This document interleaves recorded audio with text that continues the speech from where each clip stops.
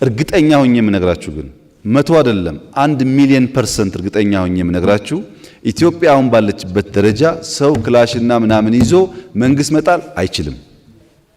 ይሄን አረጋግጥላችኋለሁ። አይችልም። ሊንደፋደፍ ይችላል እድሜ ልኩን አይችልም። አይሆንም። መንግስት አሁን ያለበት የአቅም ደረጃ እንደዛም ይሞከር አይደለም። የተሻለ ሰው፣ የተሻለ ገንዘብ፣ የተሻለ መሳሪያ፣ የተሻለ ነገር አለው። የተሻለ ደግሞ ያለው ያቆማል ማለት ነው። አያዋጣም። ለማያዋጣ ነገር ጊዜ ማባከን አያስፈልግም። የማያዋጣ መሆኑን በምን ታውቃላችሁ? ለምሳሌ ኦሮሚያም፣ አማራም፣ ትግራይም ሂዱ።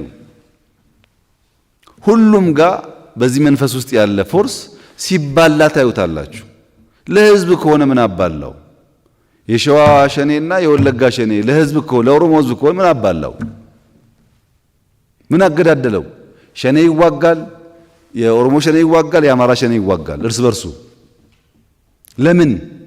ሴንተሩ ኢትዮጵያና ህዝቦቿ አይደሉም። እዚህም ሲሆን ስልጣን ነው፣ እዛም ሲሆን ስልጣን ነው። ጫካም ገብቶ ስልጣን ነው የሚለው።